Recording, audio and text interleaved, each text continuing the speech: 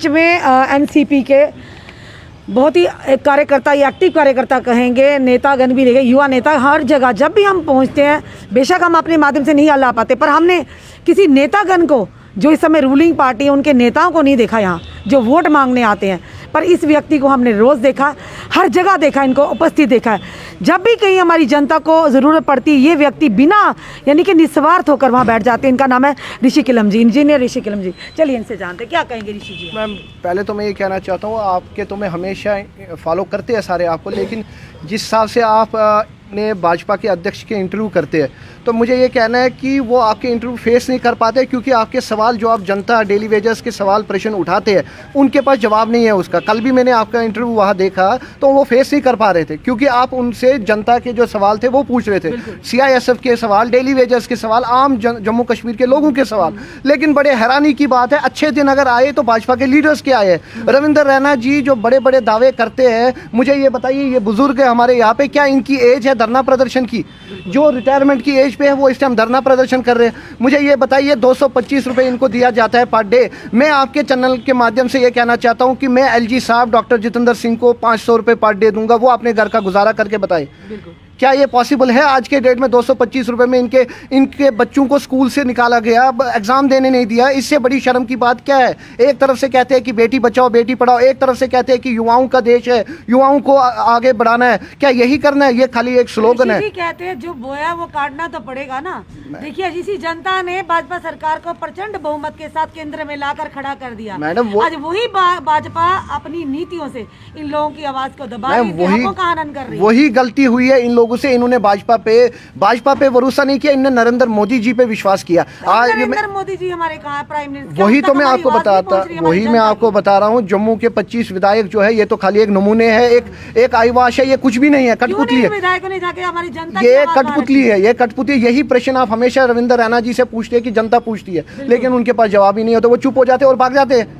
तो वो बड़े अफसोस की बात है, जो बंदा मीडिया को फेस नहीं कर पाएगा। क्या उनका फर्ज नहीं बनता था कि इनके पास आना यहाँ बीच में? बेशक इनका मसला हल होता नहीं होता, लेकिन आश्वासन देने तो आ सकते थे। जुगल किशोर जी आ सकते थे, रविंद्र रैना जी आ सकते थे, डॉक्टर जितेंद्र सिंह आ सकते थे। आज 56 दिन से CISF के एस्पिरेंट बैठे हैं, वहाँ आप कवरेज कर। वो नेता है ऋषि जी, हम आपको बताना चाहेंगे, हमारी जनता भी बखूबी जानती है, वो नेता है जिनको अपनी कॉन्स्टिट्यूएंसी में लोगों ने निकाला है। मैडम ये वो नेता है जिनकी अपनी कॉन्स्टिट्यूएंसी के कोई काम नहीं हुआ। आज कहा है कविंदर गुप्ता जी, कहा है आज, जो गांधीनगर ही रहते हैं। शर्म की बात है वो यहाँ तक नहीं आ सके। आज मुझे बताइए, बाकी लीडर्स कहाँ है हमारे? वो इसलिए क्योंकि सारे कहते हैं कि एस्टेट डिपार्टमेंट के थ्रू हमारे जो बंगलोज है, जो हमारे क्वार्टर्स है, वो एस्टेट डिपार्टमेंट ने अलॉट किया है, कहीं इनका समर्थन करके हमारे वो छीन ना जाए हमसे। लेकिन बड़े शर्म की बात है, आप अपने प्रॉपर्टी, अपने बंगलोज देख रहे हैं, अपने गाड़ियाँ देख रहे हैं, एसेट देख रहे हैं, लेकिन इनकी तरफ नहीं देख रहे। इनका क्या कसूर है? इनका कसूर ये है कि इनने 25 साल सेवा की आप लोगों की, इन्होंने ब्यूरोक्रेट्स की, इन्होंने मिनिस्टर्स की सेवा की, ये इनका कसूर है। लेकिन मैं हाथ जोड़ के अपील करना चाहता हूं, सब कुछ छोड़ के इनकी तरफ देखिए, इनके साथ पॉलिटिक्स छोड़िए। पॉलिटिक्स अपनी जगह पॉलिटिक्स करते रहेंगे, लेकिन इनके साथ आइए। मैं आपका धन्यवाद करना चाहता हूं जो हमेशा आवाज उठाते हैं इनका, और मैं आपसे अपील करना चाहता हूं, अगली बार जब भी आप रविंद्र रैना जी का इंटरव्यू करें, इन लोगों का वो डेली वेजर्स का मुद्दा आप उठाते हैं, और भी जो प्रश्न इनके हैं वो भी वहां तक पहुंचाए। वो तो गोल गोल जलेबी की तरह घुमाते हैं ना। जब प्रश्न हम करते हैं, वो क्या करते हैं, प्रश्न कुछ करेंगे उत्तर कुछ देते हैं, क्योंकि उनके पास उत्तर होता ही नहीं है। उनके तो आप कॉमेडी क्या करेंगे? हमने जब कहा कि डॉक्टर जितेंद्र सिंह जी ने CISF BSF के लिए वायदा किया था DDC इलेक्शन के दौरान कि हमें वोट दीजिए, हम आपको। मैम मुझे एक चीज बताइए, एक MLA लाखों रुपया सैलरी ले रहा है, एक मिनिस्टर, फॉर्मर मिनिस्टर 1.5 2 लाख रुपए पेंशन ले रहा है, तो इनको 225 रुपए देते हुए शर्म नहीं आ रहा है उनको? मुझे ये बताइए, वो अपनी पेंशन कम नहीं कर सकते, वो अपनी सैलरी कम नहीं कर सकते? वही पैसा डेली वेजेस पे यूज करो, वही पैसा जम्मू कश्मीर के युवाओं पे यूज करो। सरकार तो कहती है, उन पार्लियामेंट में भी कहा कि जम्मू की जनता। मैम जुगल किशोर जी को पता ही नहीं है वो बोल क्या रहे हैं। वो तो बस यहाँ से उठते हैं, फ्लाइट में जाते हैं, वहाँ बोलते हैं, जो उनको रिटर्न में लिखा होता है वो पढ़ते हैं, उनको पता नहीं है बोलना क्या है। ये तो हमारी बदकिस्मती है, हमारे विधायक ऐसे और हमारे MPs ऐसे हैं। ये हमारे लिए अफसोस है, ये काला दिन है हमारे लिए कि हमारे विधायक और MPs ऐसे हैं। बड़े अफसोस की बात है, और मैं अपील करना चाहता हूँ उन बाकी पार्टीज के लीडर से भी कि आप अपनी पॉलिटिक्स छोड़िए और इनका साथ दीजिए। धन्यवाद हमारे साथ जुड़ने के। दर्शकों, लगातार हम आपको यहाँ के लाइव विजुअल्स बता रहे हैं। इस समय खुद देखिए, ये बुजुर्ग इंसान बता, हमें खुद शर्म आती है यार, किस तरह की सरकारें, किस तरह की राजनीति आप खेलते हो, वायदे कुछ करते हो वर्ल्ड बैंक की राजनीति के लिए। काश इन सब में से आपका भी कोई अपना बच्चा होता, अपना भाई होता, तो मैं भी इन लोगों का दर्द जो इस समय यहाँ पे सड़कों पर हैं, शायद आपको थोड़ा सा एहसास होता। हमने ये प्रश्न रविंद्र रैना जी से भी पूछा था, पर वो कहते हैं हमारे दिल में दर्द है एसी रूम्स में बैठकर, एसी गाड़ियों में बैठकर, वो उनके अंदर दर्द वो वाला है।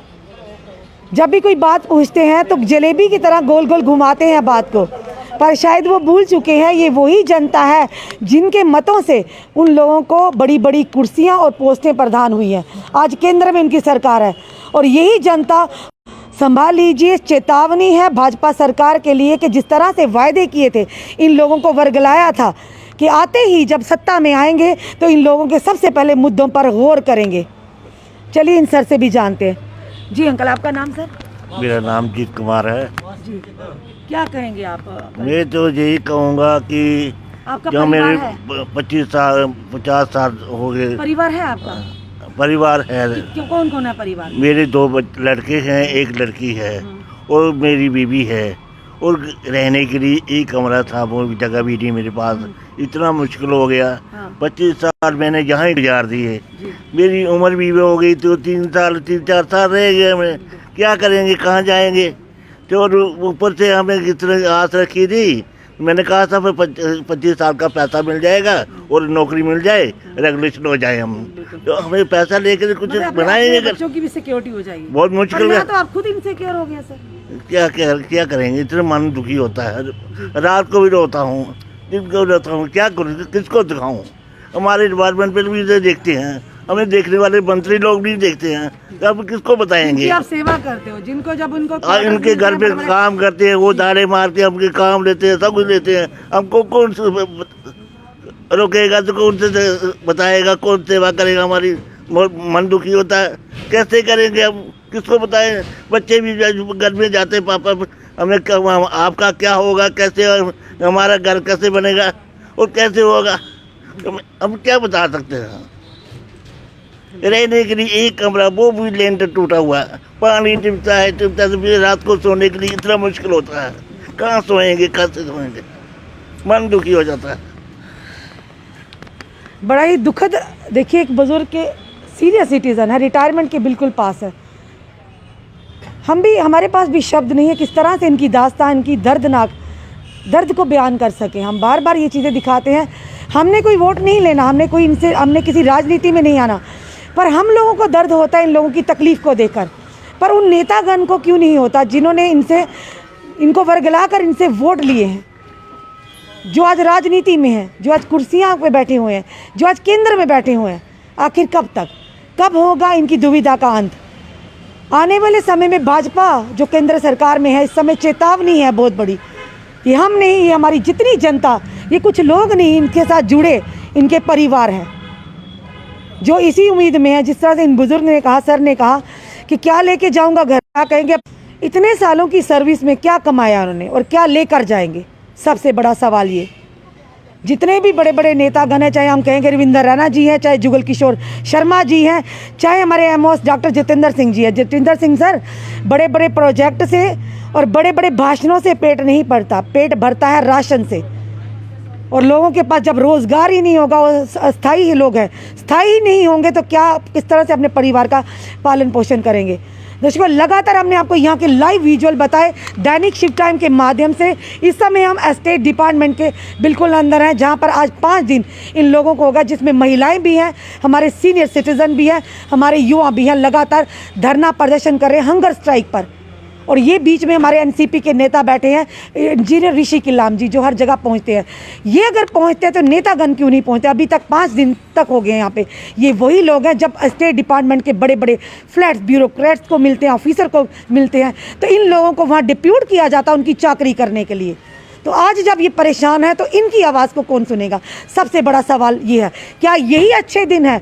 अगर यही अच्छे दिन है तो हमारी जनता का ये सवाल है कि पहले वाले बुरे दिन ही सही। चलिए देखते हैं आने वाले समय में क्या वाकई केंद्र पर इन लोगों का असर बढ़ता है, इन लोगों की आंसुओं का, इन लोगों की तकलीफ वहाँ तक पहुँचती है, तो क्या वही तकलीफ का ज़रा भी हिस्सा हमारे माननीय प्रधानमंत्री जी तक पहुँचाया जाता है या नहीं? ये तो आने वाला समय बताएगा। जुड़े रहिए ऐसे हमारे साथ अगले अपडेट के लिए। जय हिंद, जय भारत।